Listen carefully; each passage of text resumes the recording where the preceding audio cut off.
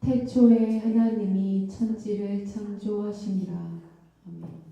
아멘. 태초에 하나님이 천지를 창조하시니라. 우리가 모태신앙 혹은 유년부 혹은 중등부, 고등부, 청년, 그리고 또한 장년, 그리고 권사나 장로, 각기 직분 맡은 자가 되기까지 이르렀어. 이 창세기서 1장 1절은 우리 그리스도인의 신앙 고백 가운데에 또한 깨닫고자 하는 그 교리 가운데에 가장 우선시되고 가장 첫째 되는 교리 중에 또한 하나님의 진리의 말씀인 것을 우리가 익히 알고 있을 것입니다. 그렇습니다. 우리가 창세기서 1장 1절의 말씀부터 우리의 마음으로 믿어 의에 이르듯 우리 다같이 창세기서 1장 1절의 말씀인 태초에 하나님이 천지를 창조하시니라. 분명 이 창세기서 1장 1절에 이루고 계시는 이 조물주이신 또한 이 천지와 만물을 창조하신 하나님이 오늘 그 말씀을 통하여서 우리에게 무엇을 깨닫고자 하시느냐, 바로 이것입니다. 오늘날 우리가 창세기서 1장 1절을 통하여서 또한 각계 본문의 말씀을 통하여서 깨닫고자 하는 그 진리, 바로 우리들의 신앙 고백입니다. 바로 사도신경이지요. 예배에 찬양과 경배와 더불어서 우리의 신앙을 고백했을 때에 매주마다 또한 금요일마다 수요일마다 각기 새벽 예배마다 드려지는 그 사도신경, 각 예배 때마다 주어지는 또한 낭송하는 이 사도신경, 어떠한 의미를 가지고 있고 또한 누구에게 어떠한 믿음으로써 우리의 각기에게 주어주신 그 신앙을 고백하는지를 우리가 오늘날 분명히 깨닫고자 합니다. 신앙 고백. 이 사도신경은 역사적으로 AD 4년부터 AD 16세기에 이르기까지 역사적인 넓은 그 신약의 시대를 아우르고 있는 모든 기독교의 교리를 담고 있는 것입니다. 그 가운데에서 마지막으로 분파되었던 가톨릭의 교리 또한 이 사도신경으로부터 났다라는 것입니다. 오늘날 우리 개신교가 지키고 있는 또한 낭송하고 있는 또한 신앙의 고백으로서 드리고 있는 이 사도신경 가운데에서 가톨릭에서 가지고 있는 그 신앙의 고백과 흡사한 점들이 상당히 많습니다. 종교개혁 이후에 우리 개신교가 그 가톨릭의 사도신경을 조금 변환해서 오늘날 개신교가 사도신경으로서 예배 가운데에 고백으로서 드리고 있는데요. 이 신앙 고백 가운데에서 우리가 깨닫고자 하는 것이 무엇인지 점차 나눠보고자 합니다.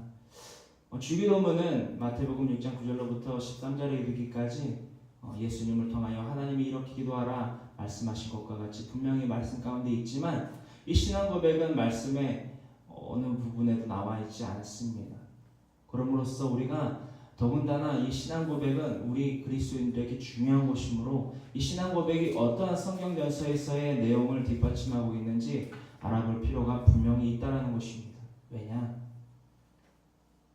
우리가 하나의 주문처럼 하나의 주술처럼 우리가 달달달 외우거나 달달달 낭송하는 것에서 의미가 너무나도 많이 주어져 있기 때문입니다. 우리가 의미 모를 뜻 모를 우리들의 믿음의 고백이 아니라 그저 하나의 말이 아니라 진정한 우리의 하나님께 대한 신앙을 고백하는 사도신경이 되기를 간절히 소망합니다. 우리 이러한 질문 가운데 의해서 나누려 합니다. 우리들은 사도신경을 통하여 어떠한 신앙을 하나님께 고백하고 있냐라는 것입니다. 이러한 궁금증 오늘날 우리가 풀어보기를 원합니다. 우리들은 사도신경을 통하여 어떠한 신앙 고백을 하나님께 하고 있냐라는 것입니다. 하나님께 어떤 신앙을 고백하고 있고 또한 어떠한 말씀들을 깨달아야 되는지 한 구절 한 구절 살펴보며 사도신경을 우리가 깨닫고자 합니다. 사도신경의 가장 첫 구절이 되지요. 사도신경 전능하사 천지를 만드신 하나님 아버지를 내가 믿사오며 라고 기록되어 있습니다. 창세기서 1장 1절과 더불어서 창세기서 2장 7절의 기본을 두고 있는 그 말씀인데요. 죄송한데 여기 난로 좀 꺼주실래요?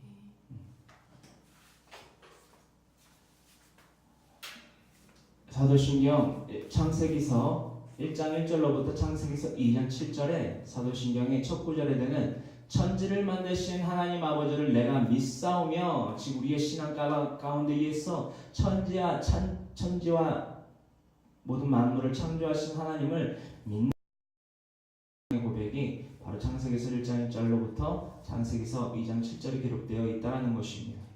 창세기서 1장 1절 오늘 본문 말씀이지요. 다 같이 봉독해 봅니다. 태초에 하나님이 천지를 창조하시니라. 아멘. 이 기본적인 하나님이 태초에 이 천지와 만물을 천지 창조를 하신 유일하신 신이다 라는 것을 우리는 신앙의 고백에 기초를 두고 있지요. 더불어서 우리 인간, 이 신앙의 고백을 하는 우리 본인, 우리 인간이 바로 이렇게 지어졌다는 것입니다. 창세기서 2장 7절의 말씀에 그것이 기록되어 있지요. 우리 다 같이 창세기서 2장 7절의 말씀을 한마음 한뜻으로 우리 믿음으로써 고백하는 이 시간 되기를 소망합니다. 야훼 하나님이 땅의 흙으로 사람을 지으시고 생기를 그 코에 불어넣으시니 사람이 생명이 된다. 아멘. 야훼 하나님이 땅의 흙으로 사람을 지으시고 그렇습니다. 하나님께서 우리를 지으신 그 기초는 말씀임에 분명합니다. 하지만 우리가 성경에 나와 있는 그대로 우리가 이해할 필요가 분명히 있기 때문에 우리가 창세기서 2장 7절에 기초를 두고 있는 것입니다.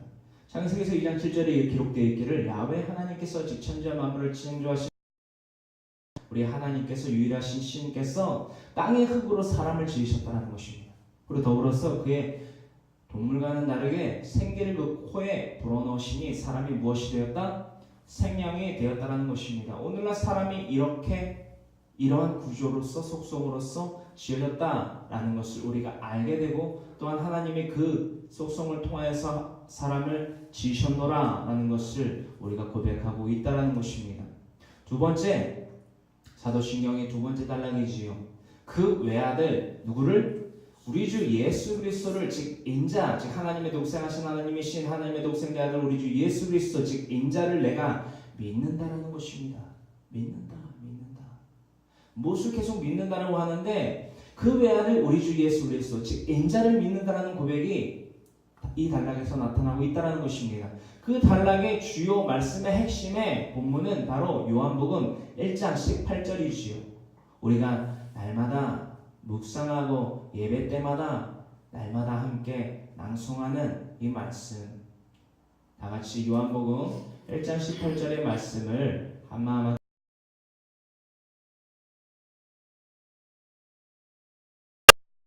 아버지 품속에 있는 독생하신 하나님이 나타내셨느니라.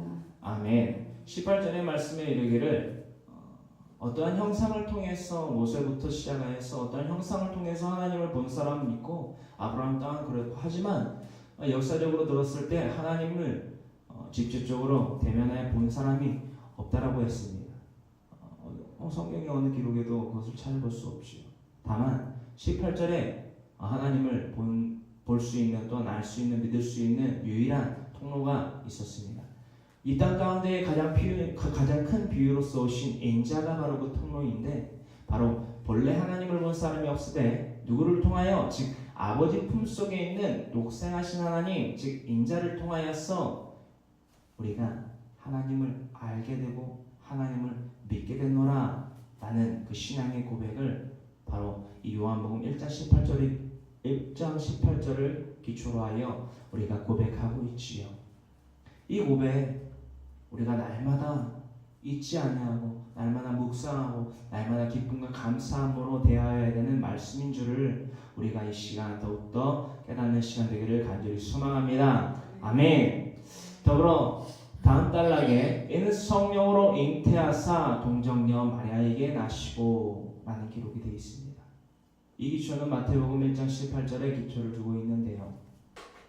여기서 잠깐 짚고 넘어가자면 가톨릭에서 성모 마리아, 성모 즉 성령으로 잉태한 예수님의 어미 모자를 써서 성모 마리아라는 지칭을 합니다.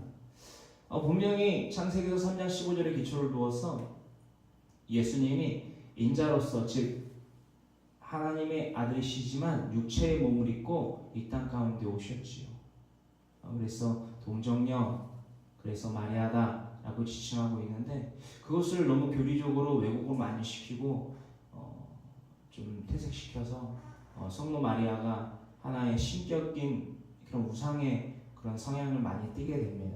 가톨릭은 거기에서 많이 교리적으로 무너졌고 하나의 정치적인 요소로서 많이 쓰였다는 것을 우리는 역사적으로 볼 수 있습니다. 항상 그들을 위해서 기도하고 그들의 말씀 가운데에서도 우리 신약 성경과 더불어서 구약 성경에 예수님에 대한 신앙의 기초를 어떻게 바르게 두어야 되는지 분명히 명확히 기록된 사실이 있음에도 불구하고 그들은 그 성경의 내용들을 자신의 생각보다 아래에 두고 있습니다. 그래서 항상 국률한 마음으로 그들이 진리를 깨닫게 하여 도와주시옵소서라고 항상 그들을 위해서 중보하고 도구하는 저와 여러분들 되기를 간절히 소망합니다. 계속하여서 본론으로 넘어갑니다. 성령으로 잉태하시고 동정녀 마리아에게 나셨다. 이 말씀은 마태복음 신약성경 마태복음 1장 18절에 기초를 두고 있습니다. 우리 다같이 이 단락에 성령으로 잉태되신 인자 그리고 동정녀 마리아에게서 나셨다라는 사건인 이 성령의 잉태직 예수님이 이 땅 가운데 오신 그 사건을 우리가 다같이 찾아보기를 원합니다. 마태복음 1장 18절에 기록이 되어 있는데요. 우리 다같이 신약성경 마태복음 1장 18절의 말씀을 찾아서 함께 한 목소리로 봉독하기를 원합니다. 우리가 왜 이것을 찾아보느냐?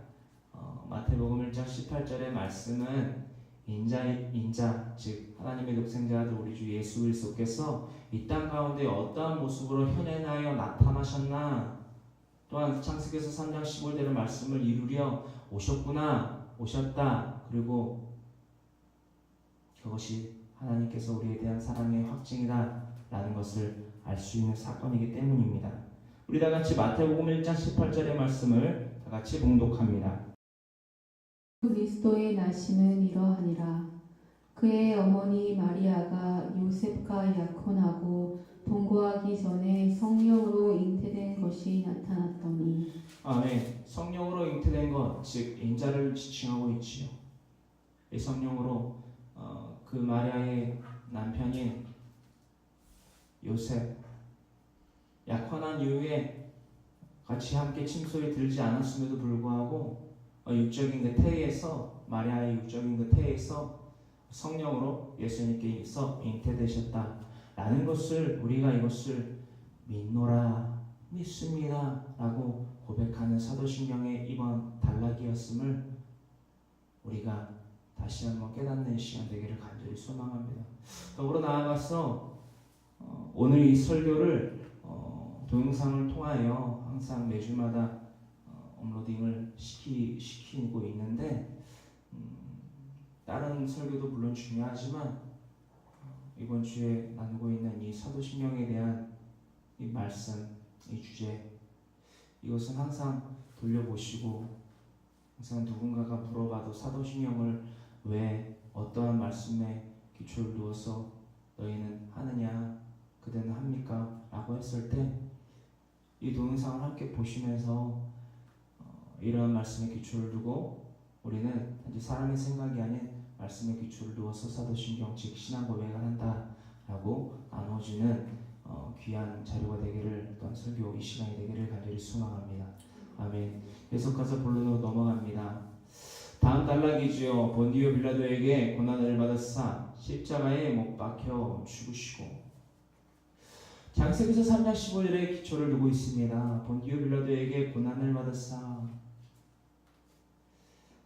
니고데모에게 이르셨던 것 같이 요한복음서에 이루고 있는 것과 같이 6장이죠. 6장에 이루고 있는 것과 같이 모세가 광야에서 뱀을 든 것 같이 인자도 들려야 하리라. 그 사건이 바로 이것을 나타내고 있다라는 것입니다. 그때 당시에 유대인의 문화 가운데 의해서 살인에 해당하는 또한 하나님께 저주받은 자는 십자가에 달리는 그런 문화가 구약 때부터 고스란히 신앙으로 옮겨왔지요. 예수님 또한 신성 모독의 죄를 품고 하나님께 저주받은 자 되어 십자가에 달리셨습니다. 그 내용의 사건이 기록되어 있는 또한 신앙의 고백으로서 나타나 있는 사도신경 가운데에서의 한 단락입니다. 더불어서 십자가에 못 박혀 죽으시렸다. 즉 창세기서 3장 15절에 나타나고 있는 발꿈치가 상하셨다. 즉 육신이 상하셨다. 라는 기록을 나타내고 있지요. 그 본문 말씀 바로 창세기서 3장 15절에 그 뒷받침을 기초를 두고 있습니다. 우리가 항상 나누고 있는 창세기서 3장 15절의 그 진리된 말씀 우리 다 같이 한 마음 한 뜻으로 봉독하기를 원합니다. 내가 너로 여자와 원수가 되게 하고 내 후손도 여자의 후손과 원수가 되게 하리니 여자의 후손은 내 머리를 상하게 할 것이요 너는 그의 발꿈치를 상하게 할 것이니라 하시고. 아멘. 내가 즉 하나님께서 야훼께서 너로 여자 원수가 되게 하고 즉 옛뱀 그 사탄에게 저주를 내리시지요. 너로 여자와 원수가 되게 하고 즉 하와와 원수가 되게 하고 네 후손도 여자의 후손과 원수가 되게 하리니 즉 대를 잇는 끊이지 아니하는 생명의 그 태에서 난 그 모든 것 또한 그 옛뱀 사탄의 모든 후손 또한 그 세력 또한 여자의 후손과 원수가 되게 한다라고 하나님께서 저주를 내리십니다. 그런데 창세기서 3장 15절에 나타나고 있는 그 한 구절의 말씀이지만 이 한 구절의 말씀 가운데에서 우리가 잘 알고 있다시피 하나님의 저주와 긍휼, 즉 결국엔 사랑인 이 긍휼이 동시에 담겨져 있다는 것을 우리는 알 수 있지요. 그 사랑, 그 긍휼이 무엇이냐? 그 저주 가운데에서 나타난 하나님의 숨겨져 있는 그 긍휼이 무엇이냐? 바로 이것입니다. 여자의 후손은 내 머리를 상하게 한다는 것입니다. 그 말인즉슨 훗날 오실 예수님에 대한 인자에 대한 예시입니다. 여자의 후손, 즉 여자의 후손 동정녀 마리아에게서 난 그 후손, 즉 인자 예수 그리스도가 내 머리를 즉 옛뱀 그 사탄의 머리를 상하게 한다는 것입니다. 히브리어로 슈프라는 우리가 뜻을 갖고 있다는 것을 우리가 나눴었지요. 그 슈프 즉 박살내다 즉 옛뱀 그 사탄의 머리를 즉 권세를 박살낸다는 것입니다. 누가? 하나님의 독생자 아들 우리 주 예수 그리스도께서 즉 인자께서 박살내신다라는 것입니다. 그러므로 말미암아 하나님과 원수되었던 즉 또한 더불어서 옛뱀 그 사탄과 원수되었던 우리의 모든 죄가 모든 저주가 그 율법에 대한 속량에서 우리가 자유롭게 될 수 있다는 것을 그 긍휼의 사랑으로서 하나님이 우리에게 더하셨지요. 이것이 창세기서 3장 15절의 중요한 키포인트입니다. 우리가 날마다 창세기서 3장 15절의 말씀을 낭송하고 묵상하는 이유가 본디 그것임을 우리가 잊지 아니하는 거듭 깨닫는 이 시간 되기를 간절히 소망합니다. 두 번째, 너는 그의 발꿈치를 상하게 할 것이니라 라는 그 긍휼의 사랑을 더하셨지요. 이 긍휼의 사랑이 무엇이냐? 본디오 빌라도에게 고난을 당하사 십자가에 못 박혀 죽으시고 인자이신 예수님의 그 육체가 죽으신다는 것입니다. 이것은 곧 훗날 장사한 지 사흘 후에 부활하실 예수님의 그 단계적인 점진적인 그 신격을 나타내려 하신 것을 우리는 분명 알 수 있습니다. 발꿈치 즉 육신은 상하시지만 훗날 다시 부활하실 예수님을 더불어 예시할 수 있다는 것입니다. 암시할 수 있다는 것이지요. 우리가 창세기서 3장 15절을 날마다 묵상하고 그 가운데에서 밝혀져 있는 또한 숨겨져 있는 하나님의 놀라우신 그 긍휼 즉 사랑을 깨닫는 저와 여러분들 되기를 간절히 소망합니다. 아멘. 더불어 나아가서 다음 단락 사도신경의 다음 단락은 바로 이것입니다. 바로 창세기서 3장 15절 가운데에서 미리 예시하고 있는 암시하고 있는 신격을 나타내실 예수님 즉 하나님 그것에 대해서 나타나고 있는 것입니다. 장사한 지 사흘 만에 즉 본디오 빌라도에게 고난을 받아서 십자가에 못 박혀 죽으신 후 장사하였습니다. 돌무덤에 장사하였죠. 만에 즉 3일 만에 죽은 자 가운데에서 다시 살아나셨다는 것입니다. 이 죽은 자 가운데서 다시 살아나셨다는 것은 즉 인자의 몸을 입고 오신 예수님께서 단지 육체로서 나타나 현현하셨지만은 이 육체의 몸만을 가지고 계신 것이 아니라 하나님이시다라는 것을 나타내고 계셨다는 것입니다. 하나님. 우리가 여기에서 알 수 있는 것이 무엇입니까? 원수를 사랑하듯 사람이 사람을 위해서 십자가에 대신 못 박혀 죽을 수 없습니다. 엄밀히 말하자면 어떻게 그렇게 할 수도 있습니다.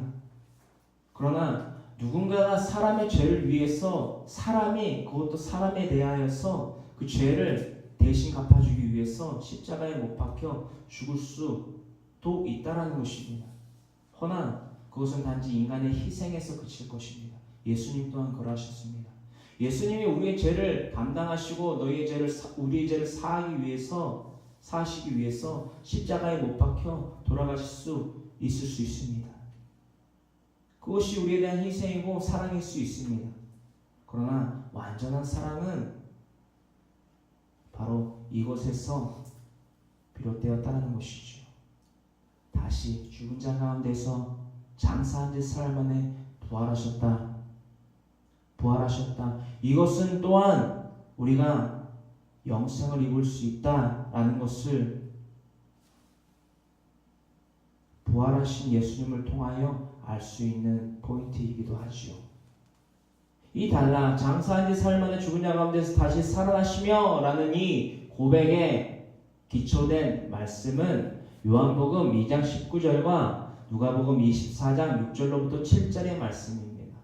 요한복음 2장 19절과 누가복음 24장 6절로부터 7절 이 세 구절의 말씀을 우리 다 같이 함께 한마음 뜻으로 봉독하길 원합니다. 예수께서 대답하여 이르시되 너희가 이 성전을 헐라 내가 사흘 동안에 일으키리라. 아멘. 요한복음 2장 19절의 본문의 말씀은 바로 예수님의 공생의 삶 바로 이전에 무엇을 가장 먼저 하셨느냐, 사단에게 그 시험을 이겨내시고 말씀으로 이겨내신 이후에 예루살렘에 오르셨을 때에 비둘기 팔고 돈 바꿔주고 그곳에서 각족들이 놓이는 것을 보시고 그것을 내어쫓는 즉 성전 정화 작업을 하신 이후에 예수님께서 그것을 이루고 있는 유대인들에게 바리새인들에게 이르셨던 말씀이시요. 자신 즉 인자를 지칭하여서 말씀하십니다. 예수께서 대답하여 이르시되 너희가 이 성전 즉 예루살렘 이 성전을 헐라 내가 사흘 동안에 일으키리다. 이것은 곧 장사한 지 사흘 만에 부활하실 자신 즉 인자 우리 주 예수 그리스도 자신을 나타내신 것입니다. 아무도 이 말씀을 무슨 말씀인지 알지 못했지요. 이 말씀 이루시기 위하여 우리에게 미리 일러두셨던 그 말씀임을 또한 이루신 말씀임을 우리는 오늘날 믿게 되었습니다. 더불어 나아가서 예수님께서 장사한 지 사흘 만에 부활하시기 이전 우리들에게 나타나시기 이전 이 세 여자들에게 나타나셨지요. 바로 장사한 그 첫날 안식 후 첫날 나타나신 막달라 마리아와 요한나와 예수님의 즉 성모 마리아에게 나타나신 사건입니다. 이 사건 가운데에서 어떠한 것을 나타내고 또한 사도신경에 무엇을 어떠한 단락을 기초하고 있는지 우리 다 같이 한마음 한뜻으로 봉독하는 이 시간 되기를 소망합니다. 여기 계시지 않고 살아나셨느니라. 갈릴리에 계실 때에 너희에게 어떻게 말씀하셨는지를 기억하라. 이르시기를 인자가 죄인의 손에 넘겨져 십자가에 못 박히고 제3일에 다시 살아나야 하리라 하셨느니라 하는데. 아멘. 두 사람이라고 기록해 있지만 two person이라고 써 있지만 이것에서 말하고 있는 것은 이 세 여자가 예수님의 세 여자들이 만난 그 두 사람은 즉 천사를 지칭하고 있습니다. 그 두 천사가 이루고 있는 것입니다. 5절로부터 6절에 이르기까지 여기 계시지 않고 즉 돌무덤에 계시지 않고 살아나셨느니라. 그렇지요. 베드로가 놀라서 믿음으로 뛰어갔더니만 그곳에서 무엇만 남겨져 있다라고 기록되어 있습니까? 예수님에게 입혀져 있던 무엇? 세마포만 남겨져 있더라라고 기록되어 있지요. 우리가 누가복음 24장을 살펴보시면 그 사건들 상세하게 우리가 알 수 있습니다. 날마다 성경을 묵상하고 암송하고 우리가 그것들을 통하여서 더욱더 기쁨과 감사함을 누릴 수 있는 저와 여러분들의 삶이 되기를 원합니다. 계속하여 넘어갑니다. 갈릴리에 계실 때에 너희에게 어떻게 말씀하셨는지를 기억하라. 예수님이 자신이 달려 돌아가시면 또한 장사한 지 사흘 만에 부활하실 것을 말씀하신 때를 기억하라 라며 하면서 그 사건을 다시 한번 그 두 천사가 그 여자들에게 이르시기를 이렇게 이르셨다. 인자가 죄인의 손에 넘겨져 본디오 빌라도에게 넘겨져 십자가에 못 박히고 제3일에 다시 살아나야 하리라 하셨느니라. 네. 이렇게 말씀하셨다는 것입니다. 예루살렘 그 성전 정화 작업 때에 하셨던 그 말씀과 같이 십자가에 못 박히고 제3일에 다시 살아나리라 하셨느니라. 우리가 7절을 잠시 묵상하여 보기를 원합니다. 이 묵상 가운데에서 우리가 분명히 깨달아야 될 것이 있습니다. 이르시기를 인자가 즉 예수 그리스도께서 죄인의 손에 넘겨져 십자가에 못 박혔다라는 것입니다. 할렐루야. 여기에서 지칭하고 있는 인자께서 지칭하고 있는 죄인의 손이 죄인이 누구이며 그 죄인이 가지고 있는 손이 무엇인지를 우리는 분명히 깨달아야만 합니다. 본디오 빌라도입니까? 그 죄인이 또한 그 죄인의 손이 나는 죄 없다 너희가 당하여라 라고 말했던 그 본디오 빌라도가 죄인입니까?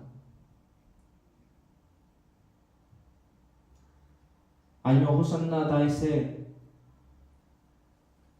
자손의 이름으로 오신 이여 즉 자신들이 바라던 메시아라고 부르짖던 이들이 예수님을 되려 못 박았지요. 그 군중들이 죄인입니까? 아니면 예수님의 얼굴에 침을 뱉고 예수님의 따개를 때리고 홍포를 입히고 다시 그 홍포를 벗기고 가시면류관을 씌우고 손발을 못 받고 십자가를 끌게 하고 창으로 옆구리를 찔려 확인 사살을 했던 그 로마의 병정들이 죄인입니까? 아닙니다. 우리는 잘못 알고 있었습니다. 예수님이 근본적으로 이 땅 가운데 오신 이유를 우리는 잠시 잊고 있었던 것 같습니다. 아니, 잊고 있었습니다. 이 땅 가운데 하나님이신 그 신이 이 땅 가운데 육신으로 입고 오신 이유를 우리는 분명히 깨달아야만 합니다. 바로 우리가 죄인이기 때문에, 죽은 자이기 때문에, 저주받은 자이기 때문에 그것을 청산하시려 오셨다라는 것을 잊지 아니하는 저와 여러분들의 오늘날 되기를 간절히 소망합니다. 이들이 바로 죄인입니다. 이것이 바로 죄인의 손이라는 것입니다. 그 죄인은 우리이며 그 죄인의 손은 바로 우리라는 것입니다. 이것을 잊어서는 안 됩니다. 이것을 잊을 수 없습니다. 우리의 신앙 고백 가운데에 정말 뼈저리게 우리의 인중에 박혀야 될 것이 바로 이것이라는 것입니다. 이러한 묵상 우리에게 간절히 필요합니다. 예수님이 본론으로 넘어가서 이렇게 말씀하셨다는 것이지요. 또한 말씀에서 그치지 아니하고 무엇하셨다? 이루셨다.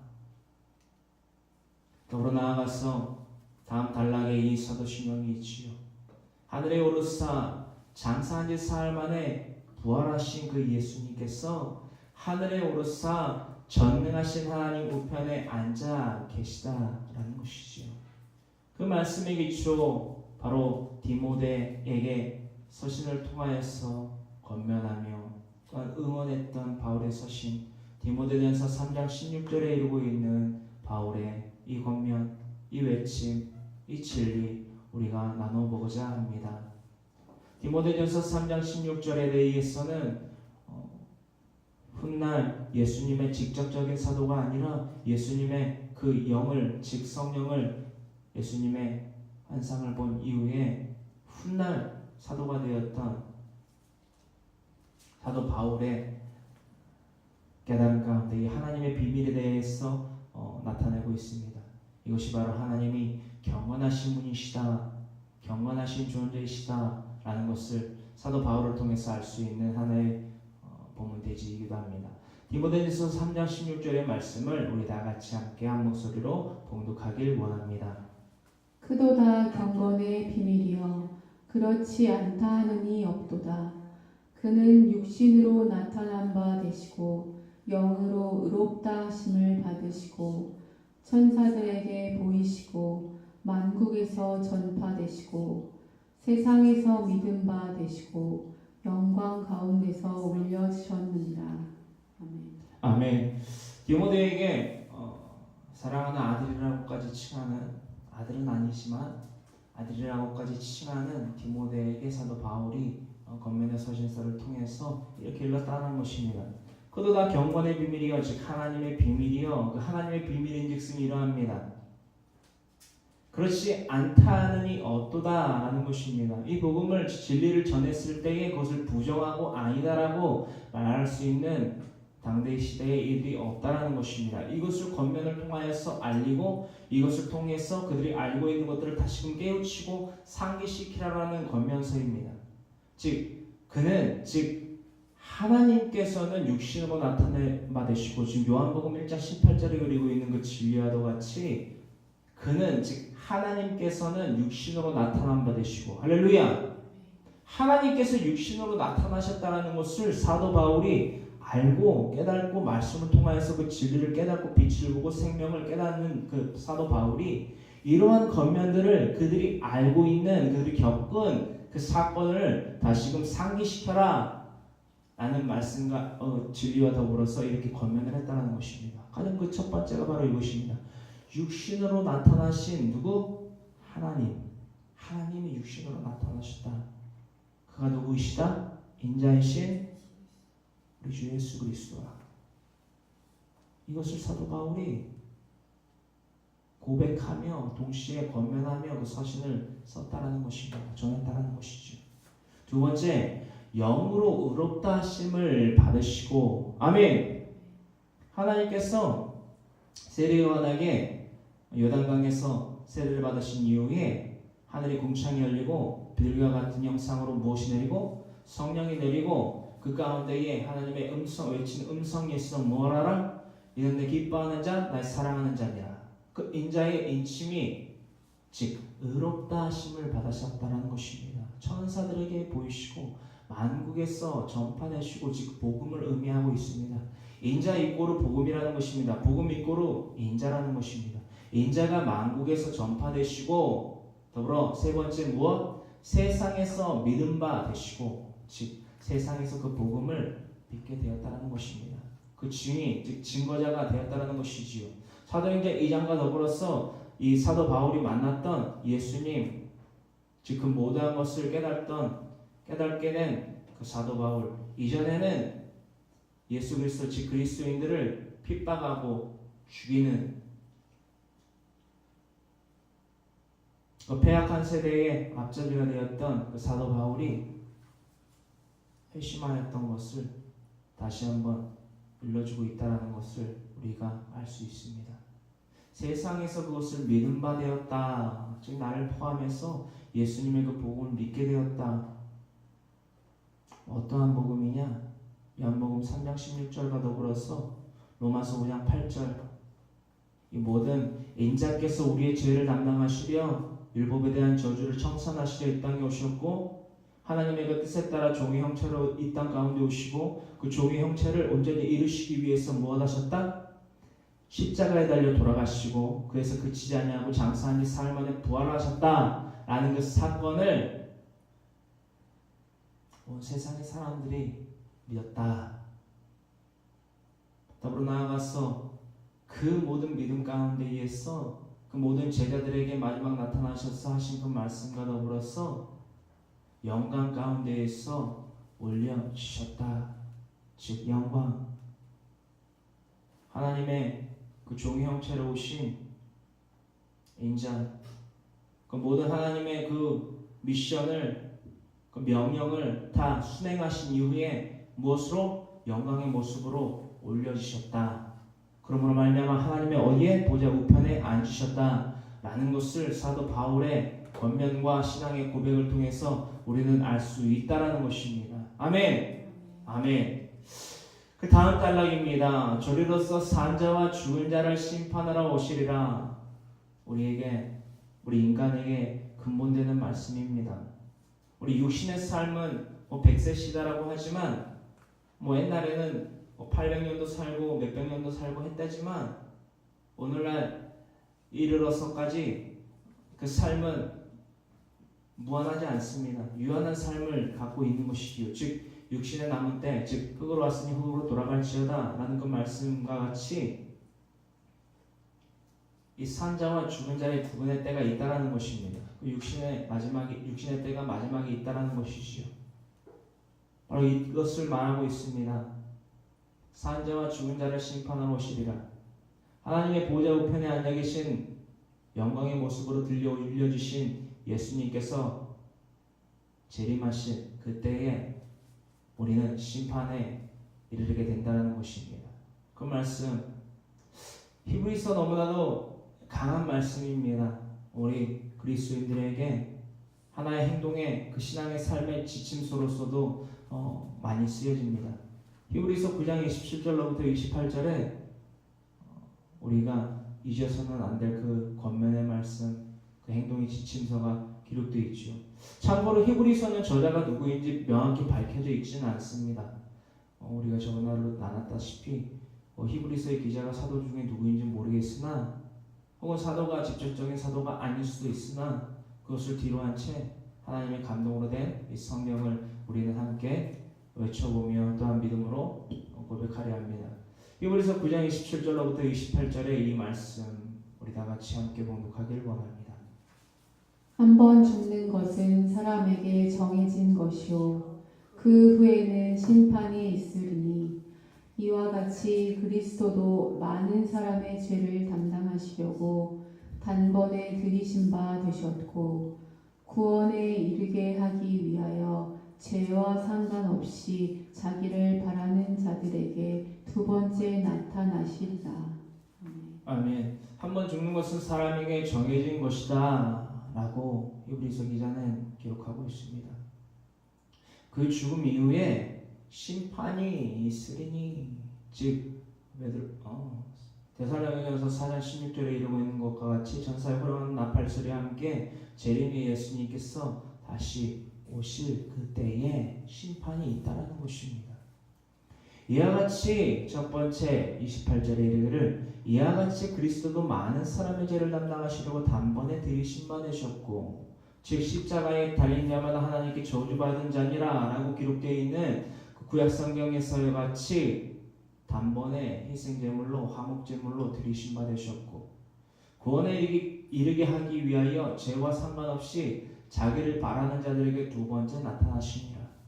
이 두 번째 단락에서 나타나고 있는 두 번째 나타나셨다라는 이 사건은 영생의 삶을 너희에게 줄 수 있는 자, 즉 인자를 통하여서만 그 영생을 얻을 수 있다라는 것을 보여주신 예수님과 예수님의 그 제자들에게 나타나셨던 그 사건을 지칭하고 있다라는 것입니다.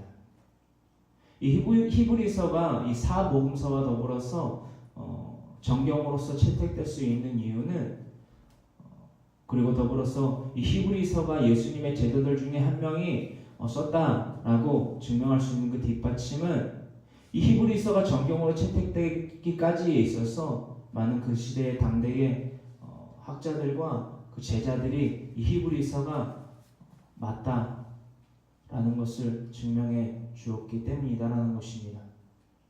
우리가 이러한 것들도 우리가 알고 짚고 성경을 생각하며 묵상하실 때에 더 큰 은혜가 있을 줄을 믿습니다. 아멘. 이와 같이 히브리서 9장 27절로부터 28절에 이런 말씀이 바로 사도신경의 기초가 기틀이 되는 말씀이라는 것입니다. 항상 적어두시고 필기하시고 또한 마음으로 새기시는 말씀이 되기를 소망합니다. 사도신경 마음의 단락입니다. 우리는 성령을 믿고 거룩한 공의와 성도가 서로 교통하는 것을 또한 믿고 그에 순행하며 나아간다라는 이 고백과 믿음, 바로 그 가운데 가장 중요한 성령을 믿는다라는 것입니다. 더불어서 짚고 넘어가고자 하는 것은 바로 이것입니다. 공예라는 단어, 이게 가톨릭에서 온 단어이기도 합니다. 그렇습니다. 근데 우리 인자의 신 예수 그리스도를 믿는 우리 개신교의 기독교 공동체는 이 공예와는 조금 속성이 다릅니다. 많은 성경학자들이 이 공예라는 것을 가지고서 이것은 가톨릭이 갖고 있는 교리의 사도신경을 많이 인용해서 그대로 따온 것 아니냐. 근데 이것을 우리가 사도신경을 신앙의 고백으로서 채택할 필요가 있느냐. 그러면서 어떠한 교회들은 이 사도신경을 묵과하고 교단의 헌법을 교리를 어긴 채 사도신경을 낭송을 안 하는 교회들도 더러 있습니다. 우리가 종종 볼 수 있는데요. 그것은 옳지 않습니다. 그것이 왜 옳지 않는지 제가 말씀을 들어서 황무세라는 사람의 말이 아니라 성령에서 기초를 두고 있는 그 말씀을 나누고자 합니다. 거룩한 공예와 성도가 서로 교통하는 것에 대해서 나누고자 한다면 이 거룩한 공예는 예수 그리스도의 공동체인 이 몸인 이 교회를 뜻합니다. 가장 첫 번째로는 예수님께서 인자 되신 예수님께서 자신을 지칭하신 것과 같이 그 성전 정화 작업에서 이루신 것 같이 예루살렘의 성전을 헐라 내가 사흘 만에 다시 재건하리라 말씀하신 것과 같이 자신의 몸을 의미하신 것입니다. 즉 가장 기초되는 것은 우리 그리스도인인 우리의 몸입니다. 더불어 나아가서 그 몸들이 모인 교회 공동체입니다. 그것을 오늘날 개신교에서는 공예라고 일컫고 있습니다. 가톨릭의 공예와는 많이 다릅니다. 이것을 우리가 깨닫고 누군가가 우리에게 물어봤을 때 사도신경이 이거 보세요. 사도신경이 말하는 공예는 가톨릭을 의미하는 것입니다. 저도 개신교 교회를 다니고 그대도 개신교 교회를 다니는데 이거는 잘못된 것입니다 라고 필요가 한다면 말할 수 있어야 되는 것입니다. 무엇에 기초를 두느냐? 공예는 그것을 기초로 둔 것이 아니라 그리스도의 공동체를 말하는 것이다. 그 그리스도 공동체 안에서의 성도가 서로 교통하는 것에 대해서는 순행하고 순종해야 된다는 것이다 라고 말씀할 수 있는 저와 여러분들 되기를 소망합니다. 더불어 나아가서 요한복음 14장 16절에 이루고 있지요. 성령에 대해서 나타나고 있습니다. 성령을 믿사오며 즉 우리에게 영생을 더하여 줄 수 있는 예수님이 우리에게 마지막 더하여 주신 예수님의 육체는 이 땅 가운데에 우리와 함께 안 계시지만 무엇을 통하여서 우리와 함께 하시느냐? 즉 또 다른 보혜사를 통하여서 우리에게 함께 하신다라고 말씀하고 우리에게 성령님을 보내주셨지 아니합니까? 그 말씀의 기록 바로 요한복음 14장 16절의 기록입니다. 우리 다같이 이 말씀을 함께한 마음 한 뜻으로 믿음으로 봉독합니다. 내가 아버지께 구하겠으니 그가 또 다른 보혜사를 너희에게 주사 영원토록 너희와 함께 있게 하리니. 아멘. 내가 아버지께 구하겠으니 그가 또 다른 보혜사를 너희에게 주사 영원토록 너희와 함께 있게 하리니. 아멘. 요한복음 14장 16절에 이루고 있는 이 말씀, 예수님 즉 인자이신 예수 그리스도께서 이 땅 가운데 십자가에 못 박혀 달려 돌아가시며 또한 장사한 지 사흘 만에 부활하심으로 말미암아 육신 즉 발꿈치가 상하신 그 예수님께서 영으로 부활하신 이후에 영으로 즉 영광의 그 모습으로 변화되시어 올라가신 그 사건 가운데에서의 예수님이 말씀하신 또한 언약하신 이 말씀, 또 다른 보혜사를 너희에게 주신다. 즉 성령님을 주신다. 그 성령이 영원토록 너희와 함께 하신다. 이 말씀은 훗날 마태복음 28장 18절로부터 20절까지 이루고 있는 즉 예수님의 지상명령과도 면밀한 관계를 이루고 있습니다. 그 성령님이 우리와 영원토록 함께 하시는데 그 성령님이 우리와 뭐를 하시기를 원하시고 또한 그 성령님을 통해서 어떠한 역사가 일어나느냐, 그 역사가 바로 마태복음 28장 18절로부터 20절까지 이루고 있는 지상 명령을 순행할 수 있는 능력을 부여하신다라는 것입니다. 아멘. 아멘. 이 말씀 오늘날 이 시대에 꼭 필요한 교회 공동체에 필요한 교회의 표어가 되며 대표가 되는 말씀인 이 마태복음 28장 18절로부터 20절의 말씀과 같이 우리 다 같이 보이사 성령님을 즉 성령을 믿사오며 성령을 믿는다라는 그 고백을 이 참된 의미를 안 이후에 오늘날부터 참된 신앙의 고백을 드릴 수 있는 저와 여러분들 되기를 간절히 소망합니다. 마지막 단락입니다. 죄를 사하여 주시는 것과 우리의 죄가 무엇입니까? 우리의 죄, 원죄, 자범죄. 또한 자범죄는 무엇입니까? 우리의 생각으로 말로 행동으로 범죄하는 그 모든 죄. 더불어 나아가서 하나님이 우리에게 주신 그 율법을 날마다 항상 지켜 순행하지 아니하였던 우리의 모든 죄. 그것이 바로 우리의 죄입니다. 이 죄, 이 모든 죄를 사하여 주시는 것과 예수님이 장사한 지 사흘 만에 부활하신 것과 같이 우리의 몸이 다시 사는 것과 더불어 나아가서 우리의 영원히 사는 것을 믿는다라는 이 사도신경의 마지막 단락의 이 고백 바로 로마서 6장 22절로부터 23절의 말씀에 기초를 두고 있습니다. 우리 다같이 로마서 6장 22절로부터 23절의 말씀을 다같이 한마음 한뜻으로 봉독하는 이 시간 되기를 간절히 소망합니다. 그러나 이제는 너희가 죄로부터 해방되고 하나님께 종이 되어 거룩함에 이르는 열매를 맺었으니 그 마지막은 영생이라. 죄의 싹은 사망이요 하나님의 은사는 그리스도 예수 우리 주 안에 있는 영생이니라. 아멘. 로마서 6장 22절로부터 23절에 이르고 있습니다. 로마서 즉 사도 바울이 기록하였던 로마서. 그러나 이제는 너희가 죄로부터 해방되고 하나님께 종이 되어 즉 로마서 6장에 이루고 있는 그 복음의 본질, 복음의 진리 가운데에 다시 죄의 멍에를 지지 않게 하시려 이 땅 가운데 오신 인자 즉 하나님, 육신을 입고 오신 하나님 즉 복음의 본질을 이야기하면서 22절과 23절 즉 후반절에 기록하고 있는 이 말씀입니다. 그러나 이제는 너희가 죄로부터 해방되고 즉 죄의 멍에로부터 그 멍에를 지지 아니하고 하나님께 종이 되어 즉 하나님의 멍에를 진다라는 것입니다. 거룩한 멍에이시오. 그러므로 말미암아 거룩함에 이르는 열매를 맺었으니 그 마지막은 열매로서 무엇이라? 영생이라. 거룩함에 이르는 열매를 맺었으니 즉 하나님의 종이 됨으로 말미암아 이전에는 죄의 멍에 즉 옛뱀 사탄의 멍에 즉 흙을 먹고 다니리라 그 저주를 받은 옛뱀 사탄에게 멍에를 지는 그 삶을 살았으나 인자이신 우리 주 예수 그리스도로 말미암아 누구의 멍에를 지었다? 누구의 종이 되었다?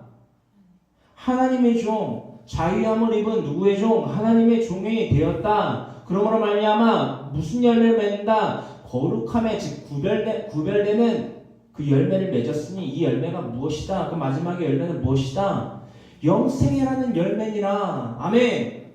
그러므로 말미암아 23절에 다음과 같은 마지막 피니시 되는 파이널이 되는 말씀이 주어집니다. 23절에 다 같이 우리와 함께 봉독합니다. 죄의 싹은 사망이요 하나님의 은사는 그리스도 예수 우리 주 안에 있는 영생이니라. 아멘.